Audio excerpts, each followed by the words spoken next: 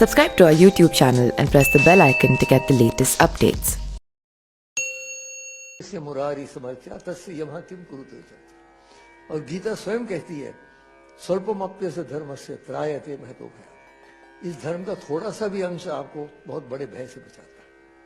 अब वो क्या कारण है कि गीता इतनी लोकप्रिय है?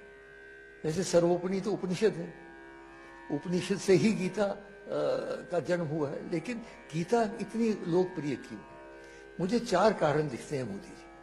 पहला कारण यह है कि गीता संघर्ष का शास्त्र है और आज हम लोग संघर्ष की परिस्थिति में हैं। हम उपनिषद का बिल्कुल वातावरण अलग था, बैठे हुए आराम से हिमालय की किसी पर्वत चोटी पे आश्रम में, लेकिन गीता में तो वहां युद्ध शुरू हो रहा है, शंख बज चुके हैं, पक्षपात तैयार हो रहे हैं उसके बीच में। तो ये याद रखा जाए कि कुरुक्षेत्र केवल हरियाणा में एक स्थान नहीं है, हम सब के अंदर कुरुक्षेत्र है। हमारे अंदर ही दैविक और आसुरिक शक्तियों का युद्ध हो रहा है, इसलिए हम लोग संघर्ष में, और आजकल विशेषकर संघर्षमय परिस्थिति में है, इसलिए ये हमें बहुत आकर्षित करता है, पहला कारण। दूसरा कारण ये है कि भगवत गीता के गुरु का विलक्षण स्वरूप, हर एक उपनिषद के गुरु हैं, आप जानते हैं, याज्ञवल्क्य हैं, जनक हैं, अंगिरस इत्यादि हैं, लेकिन यहाँ तो भगवान श्री कृष्ण स्वयं है।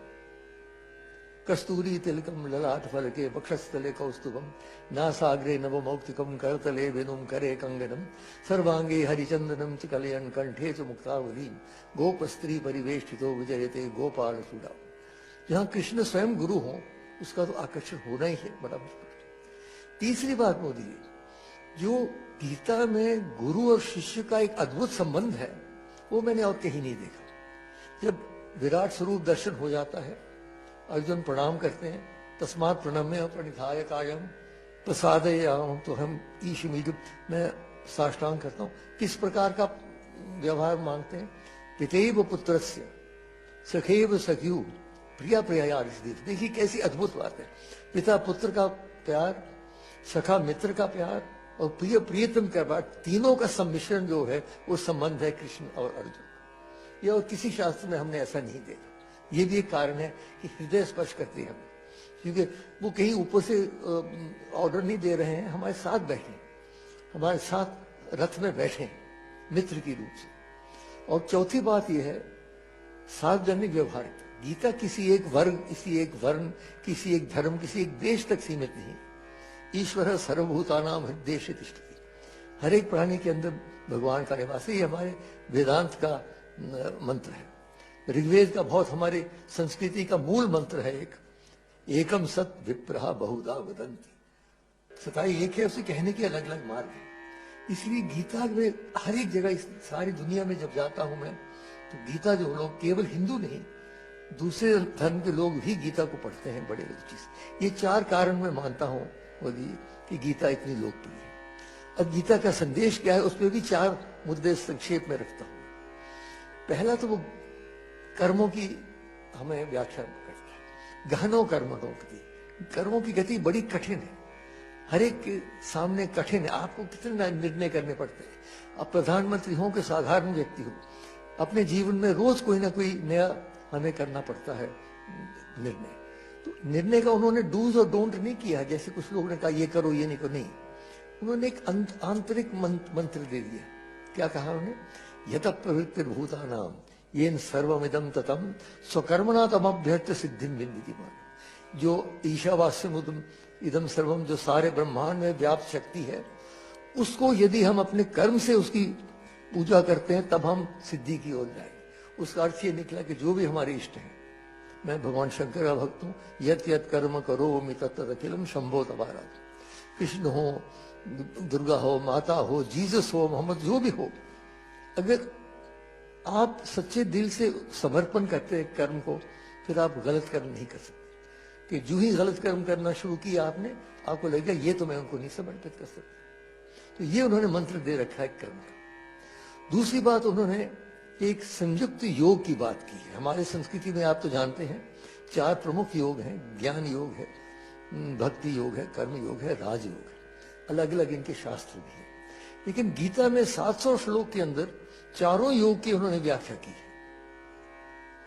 और जो जैसे ज्ञान योग नहीं ज्ञानेन सदृशम मित्रमिह विद्यते, और भक्ति योग तो है ही, जहाँ कृष्ण होंगे भक्ति भक्ति होगी। और कर्म योग की मैंने बात कही। राजयोग के बारे में भी मोदी जी अगर आप पढ़ें, पर्याप्त उसमें सामग्री है, कैसे बैठना चाहिए, कैसे श्वास लेना चाहिए, कैसे ध्यान देना चाहिए। तो चारों योग सम्मिश्रित योग। तीसरी बात, संयुक्त आश्वासन। बड़े आश्वासन देते हैं मोदी जी। यदा यदा हि धर्मस्य ग्लानिर्भवति भारत अभ्युत्थानाम धर्मस्य तदात्मानं सृजाम्यहं परित्राणाय साधूनां विनाशाय च दुष्कृतां धर्म संस्थापनार्थाय संभवामि युगे। और कौन्तेय प्रतिजानीहि न मैं भक्त प्रणश्य। लेकिन अब मैं एक नई बात कहूंगा। वो जो आश्वासन आप अगर आश्वासन देते हैं कोई लोकसभा में, तो 1 साल के बाद लोग कहेंगे प्रधानमंत्री आपने आश्वासन दिया था, पूरा कीजिए। तो श्री कृष्ण को ऐसे ही जाने थे, बांसुरी बजाते बजाते आश्वासन दे के निकल जाए। बांधना है उनको कैसे बांध सकते हैं? भक्ति से ही बांध सकते हैं, और तो कोई तरीका नहीं। और एक और बात मैं कहूं, मोदी जी शायद पहली बार आपने सुना, अगर हमें भगवान की आवश्यकता है तो भगवान को भी हमारी आवश्यकता है, याद रखिए। मानव की सहयोग के बिना भगवान का कार्य पूरा नहीं होता। नहीं तो सुदर्शन चक्र था, चला लेते, युद्ध खत्म कर लेते। नहीं, क्यों अर्जुन के पीछे पड़ गए? खड़े हो जाओ, निमित्त मात्र मैंने सबको मार रखा है, खड़े हो जाओ। खड़े क्यों? क्योंकि हमारे सहयोग के बिना उनका कार्य पूरा नहीं। श्री राम ने भी जब चढ़ाई करनी थी श्रीलंका पर, तो अयोध्या से कोई नहीं आया। वहां के जो वनवासी है, और बहुत प्रगतिशील वनवासी है, ये दुर्भाग्य है कि हमारे उत्तर भारत के कवियों ने उनको वानर कह दिया, तो लोग समझते हैं वानर है। वानर नहीं है, बहुत ही प्रगतिशील। उनके देखिए कितनी बड़ी राजधानियां थी। तो इसलिए वो सब इकट्ठे किए, वो सेना बनी, तब जाके उनका कार्य पूरा हुआ। तो इसलिए हमें भगवान को बांधना है। जो आश्वासन ने किए कि नहीं तो ये ना हो जाए कहीं मोदी जी कि हमने माना कि तगाफुल ना करोगे, लेकिन खाक हो जाएंगे हम तुमको खबर होने तक। वो आश्वासन दे के जो चले गए बांसुरी बजाते बजाते, तो हम सब यही रहेंगे। और चौथी और अंतिम बात मैं कह रहा हूं, संयुक्त समर्पण। अंत में जब सारी गीता समाप्त हो जाती है, गीता तो प्रश्नोत्तरी है, आप जानते हैं, उपनिषद भी प्रश्नोत्तरी, हमारी संस्कृति ही प्रश्नोत्तरी की संस्कृति है। तो गीता में जो अंत में सब समाप्त हो जाता है, तो भगवान एक अपना श्लोक बोलते हैं। क्या कहते हैं? सर्व धर्मान परित्यज्य माम एकम शरणम व्रज अहम त्वा सर्व पापेभ्यो मोक्षयिष्यामि। सब धर्म क्या? धार्यते इति धर्म, जो धारण करता है।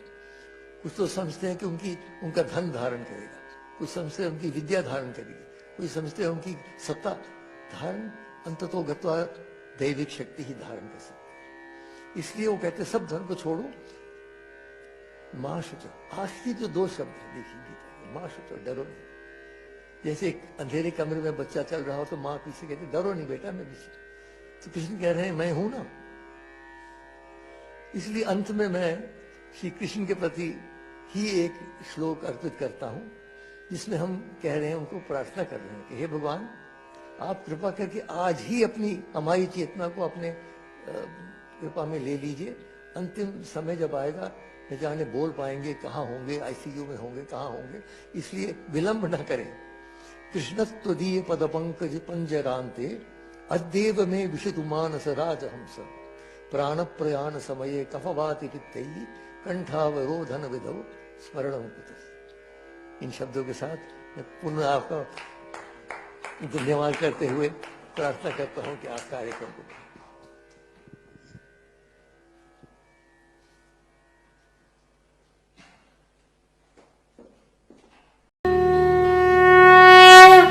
Subscribe to our YouTube channel and press the bell icon to get the latest updates.